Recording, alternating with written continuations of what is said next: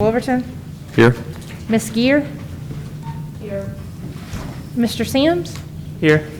Mrs. Nelms. Here. And Mr. Harden. Here. So all present, you have a quorum. All right, thank you.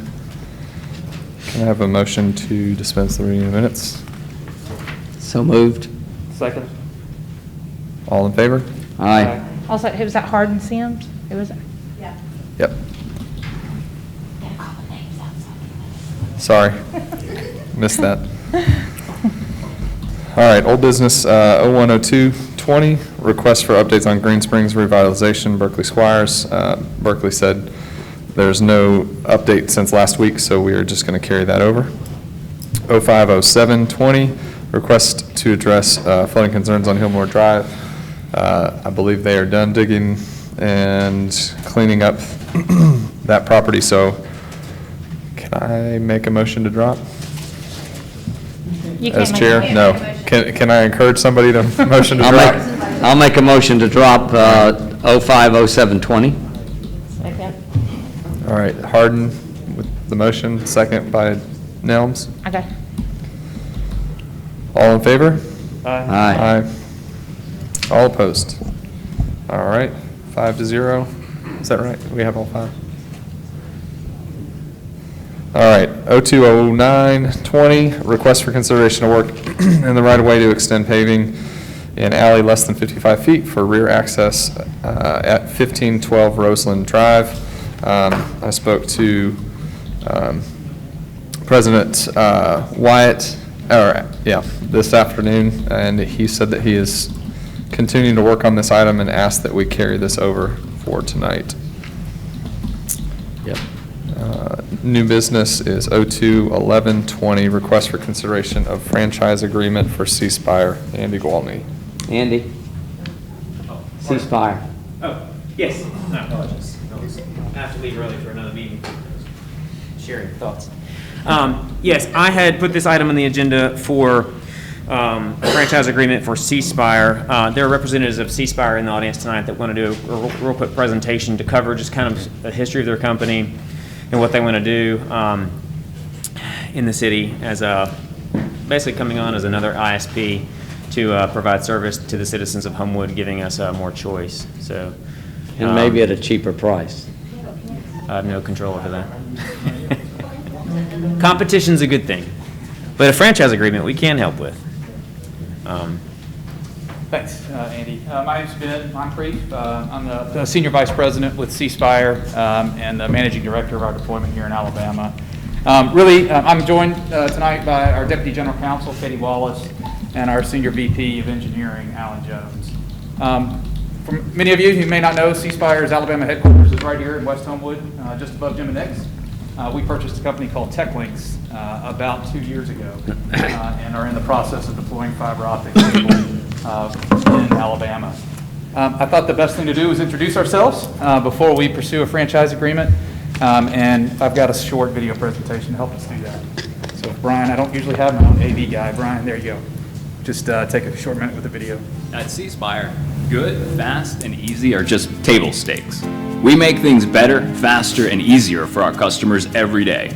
From gigabit fiber internet for homes to a stronger than ever wireless network, to powerful business solutions like VoIP phones, internet, and cloud services.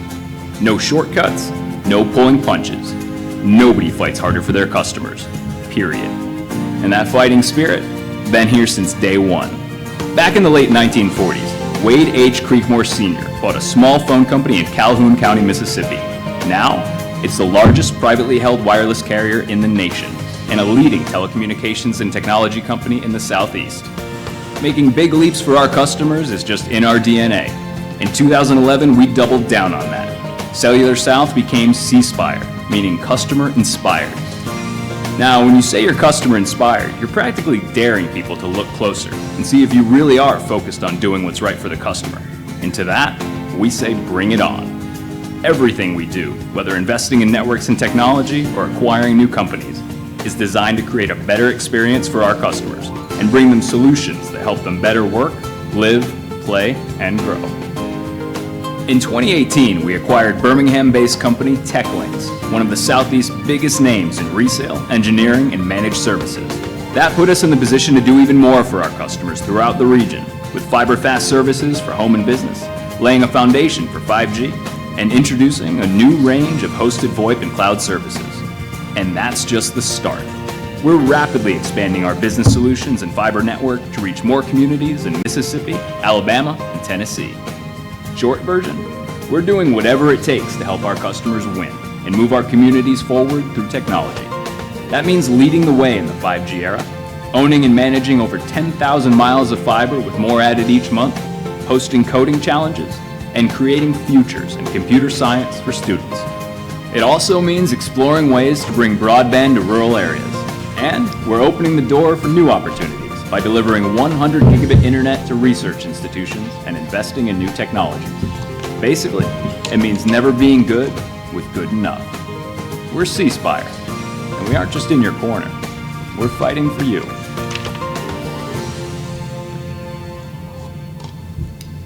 Thanks, Brian. If we can go to the next slide. I just want to At C Spire. Oh, there we go. Just reiterate a few of the points from the video. We were founded 70 years ago as a rural telephone company in Franklin, Mississippi, which is, not everybody knows where that is, about halfway between Brookhaven and Natchez in southwest Mississippi. We continue to operate that telephone company today. Franklin Telephone provides fiber optic gigabit services to homes throughout rural Mississippi. Then in the 1980s, Wade and Jimmy Creekmore got into the cellular phone business. Real quick version of that story is the first cellular licenses, one was given to the local telephone company, and the other was lotteried off.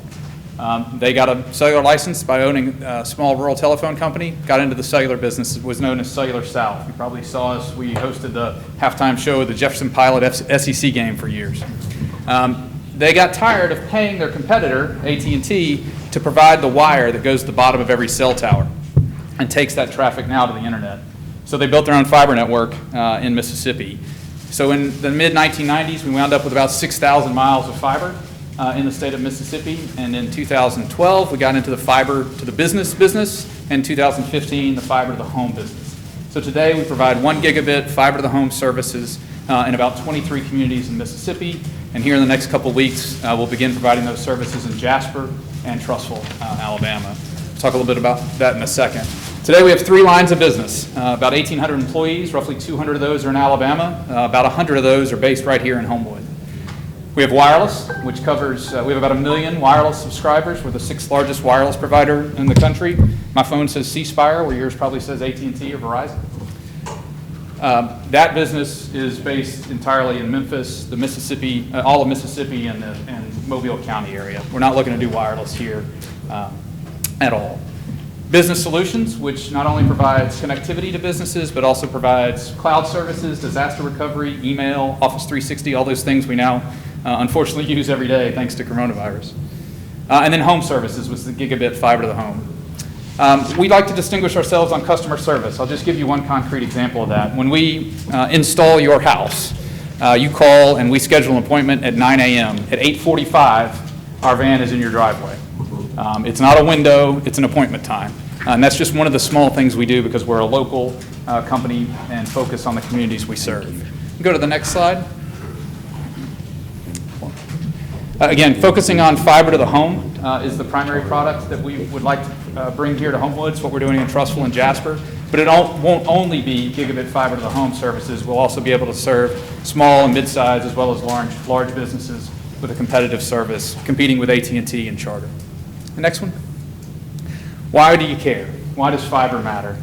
Well, communities with widely available gigabit service, and what that means is 1,000 megabits down, which some cable providers offer, but also 1,000 megabits up. And that matters a lot now. Cable was fine delivering high downstream bandwidth when all you were doing is watching Netflix or Hulu. But now that you're at home doing video conferences, you're an engineer who works from home, uploading big CAD drawings, you're a student trying to participate in class and get your hand up, and with no delay, you need just as much capacity going upstream as downstream. Only fiber offers that. Communities with gigabit fiber have, on average, 1% higher GDP than those that don't. It increases rental property values. Fiber broadband increases rental and property values in multiple dwelling units by 8% and 2.8% respectively, and it boosts home values. Carnegie Mellon, University of Colorado conducted a study 3 years ago, found that access to high-speed fiber services, and that just means it's on the street, doesn't even have to be connected to your home, just available on your street, adds an average of 3% to home value. So you can renovate your kitchen, or you can have fiber available on your street. It has about the same impact on home value. Next slide, please. Why Alabama? As you can see here, Alabama is in the worst position of all of its neighbors in terms of residential fiber availability. We think that's largely because there's never been a competitive provider in Alabama. It's always been the telephone company and the cable company. I'm not saying we're responsible for 40% available in Mississippi, but I'm saying that the competitive impact that we have in Mississippi has caused that. 40% of Mississippians have access to all fiber services. About a third in Tennessee, Georgia, and Florida. In Alabama, it's 21%, and if you took Huntsville out of that, it would be 16%. There is a real dearth of broadband availability in Alabama. Next slide. We've been here for a while. We've been investing in Alabama for a while, but really just last year got started with our fiber deployment in this state. In 2009, we acquired a company in North Alabama called Core Wireless. In 2014, a company in Mobile called Callis, which provided VoIP service, business voice, as well as some managed services. 2018, as you heard, we acquired TechLinks, and really what that allowed us to do was have a customer base under which we could put our fiber network. It gave us a business reason to drive that investment in Alabama. In 2019, we announced, this was December of last year, announced a partnership with Alabama Power. We're leasing fiber that they have in their electrical grid. That allows us to reach around in 2 communities that we otherwise would have taken years to build to. This is one of those communities. It's a first of its kind partnership between an investor-owned utility and an internet service provider. And in 2021, as I told you, we're doing Jasper and Trussville this year. In 2021, we'll expand around Walker County. We'll also be doing Helena, Pelham, and Alabaster in the second quarter of 2021. Tuscaloosa County, and Northport are also in the 2021 mix, Anniston and Oxford, and then we'll be focusing in South Alabama and around Mobile and Baldwin counties. And now we're beginning to focus on what we'll do in the over-the-mountain communities. Homewood's on our map. It's our home. Our data center is here. Most of our employees are based here. And so we would really like for Homewood to be the first over-the-mountain community. I would particularly, because I now live in Homewood, and I want better internet, and I'm sure everybody else does as well. Next slide, please. Just a quick view of what you see as a C-Spire customer. This is our website. You can go to cspire.com/AL Fiber, Alabama Fiber, and learn more about the project. Next one. This gives you just a shot. If you went to our website today, there's an address bar there. You put in your address and see if our service is available. Not all that uncommon among ISP. But if you go to the next slide, you can see this is where the difference is. There's no promotional pricing. There are no gimmicks. There's no contract. It's $80 a month for 1 gig up and 1 gig down. That's it. And you get the same customer service sort of experience that I was talking about before. And this puts a ton of pressure on the cable and the telephone company to perform better. And so we think we'll win a lot of the market share in a place like Homewood. But even if we don't, everybody's internet experience is going to get better as a result. So that's what we offer. It's not like Verizon. I'm sure that they've been here. I've seen the construction. It's not like Unity or Southern Light. We're here to serve individual households. We're here to serve individual businesses. We're not here to provide backhaul, that wire to our cell tower. And so, yes, we will be doing construction. The franchise agreement is fundamentally an agreement between us and the city in order to use the public right-of-way, that we'll put it back like it was before.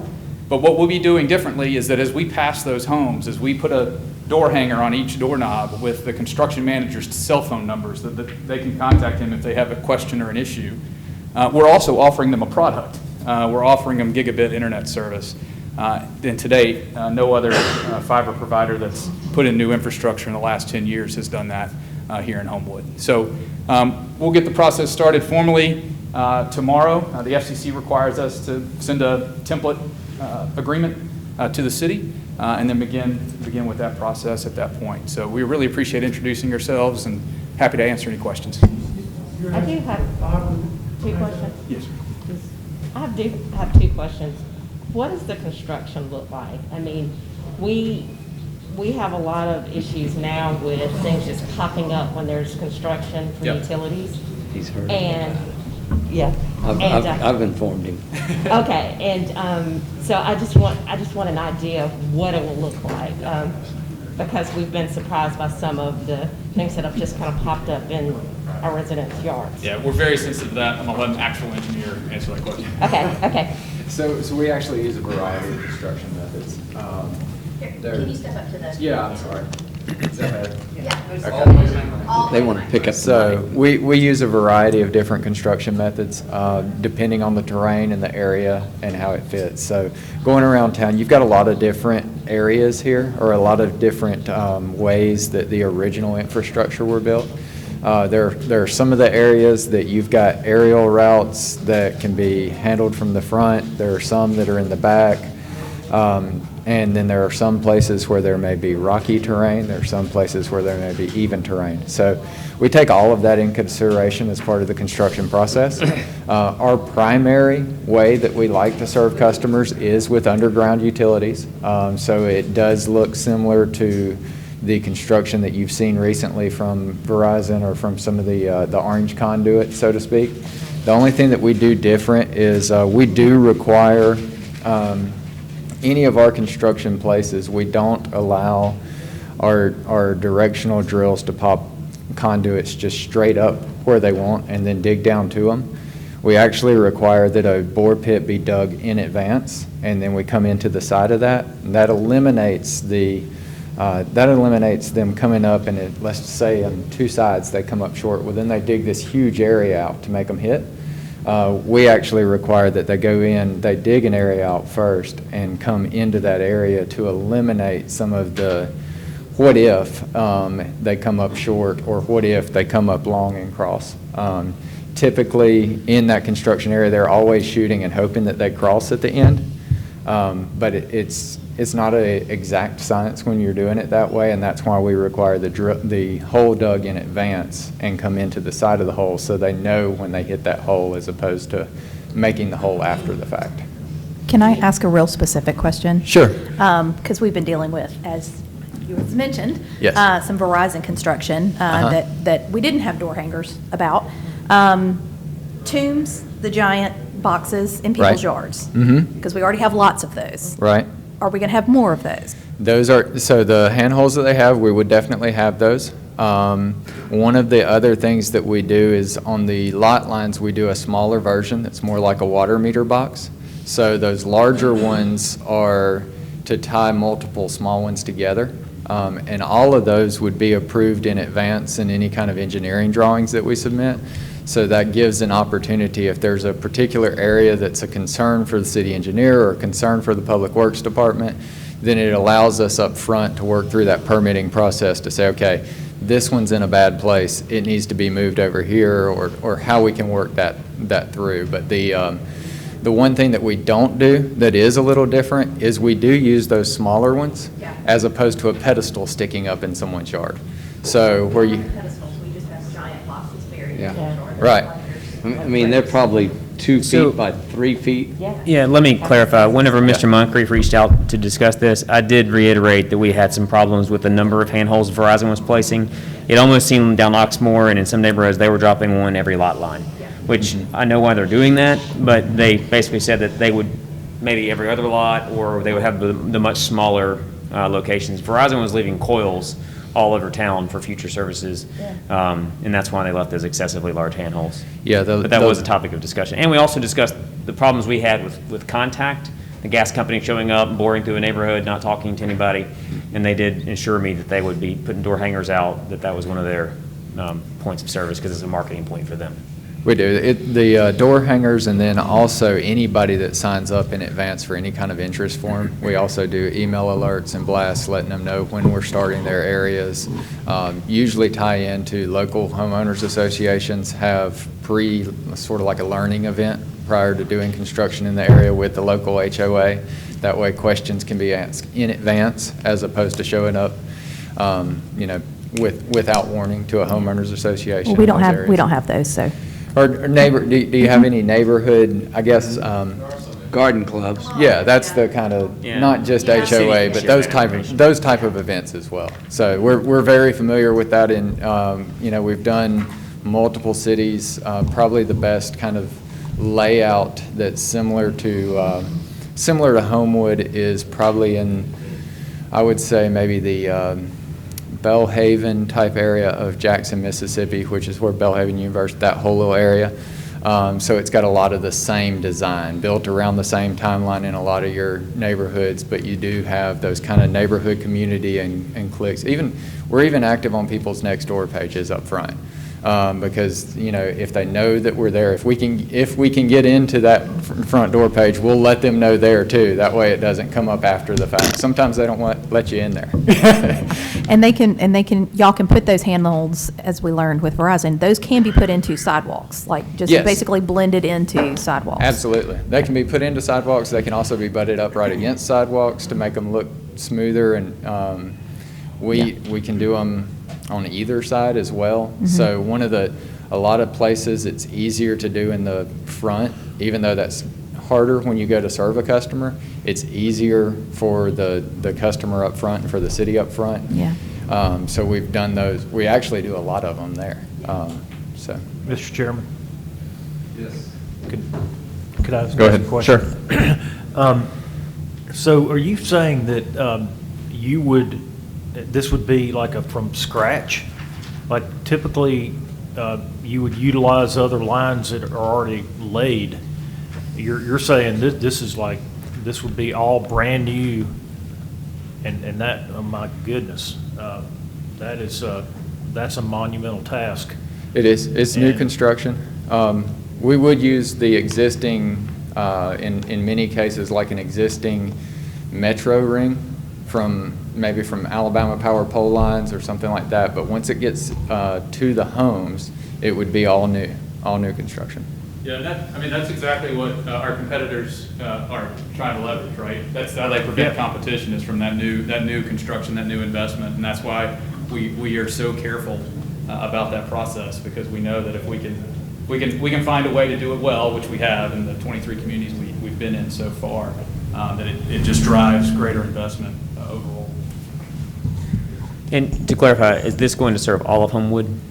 Yeah, so what we will do, we have to prioritize, can't build everywhere Sure. at once. But what we will do is we use data analytics. We know where we can be successful from that, but simultaneously we do crowdsourcing. So there is a website you go to and say, I'm interested in C Spire service when we roll out here.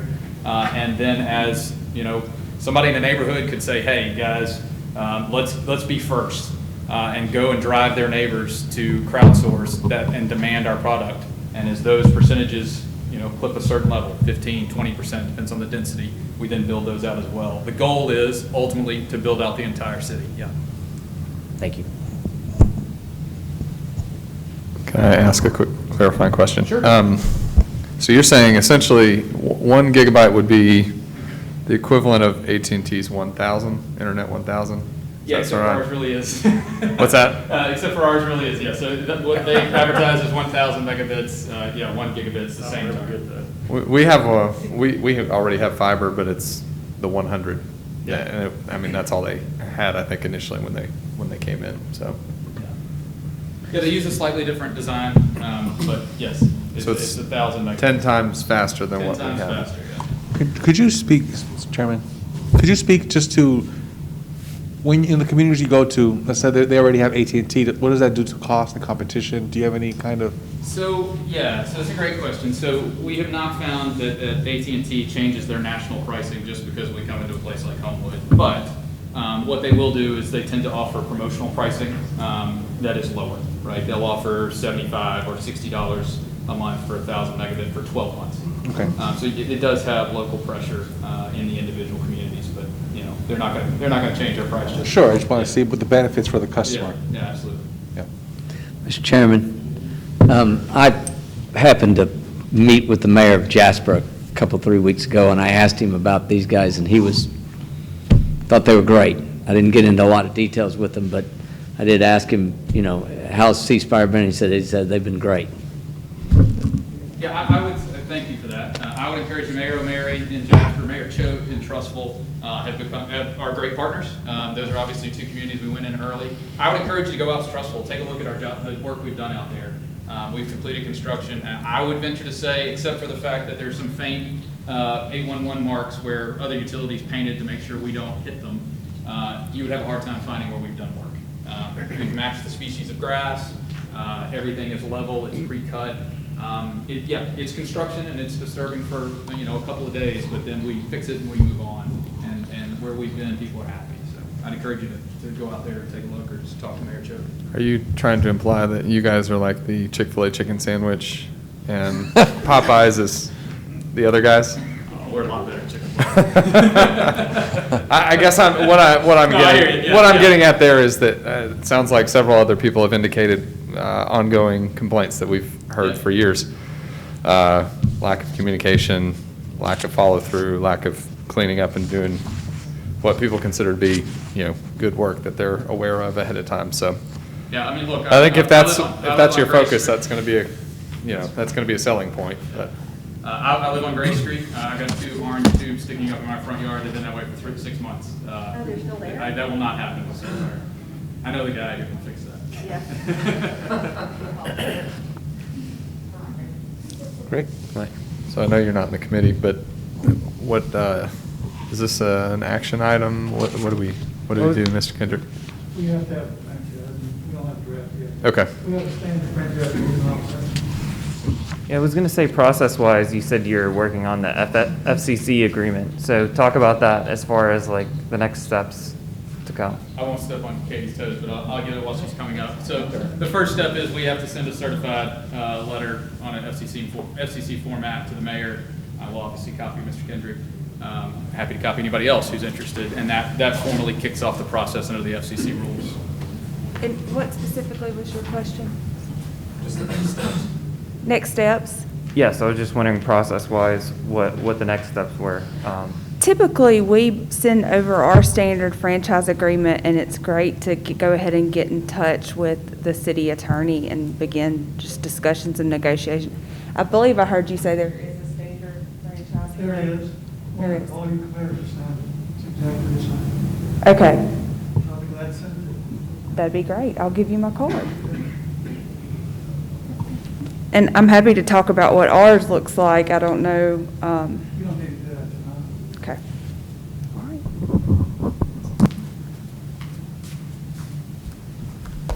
So do we have anybody that wants? Thank you. So, Mr. Kendrick, I'm not trying to jump in, Andrew, you told me to be quiet. No. But we would carry this item over That's- until. that's what I was trying to get. That's what I thought. Yeah, I'd like to make a motion to carry this item over. Yeah. Oh, yeah, sorry. We can do it without motion and second. Yeah. So, okay, perfect. So we will go ahead and carry it over. And that adjourns Public Works.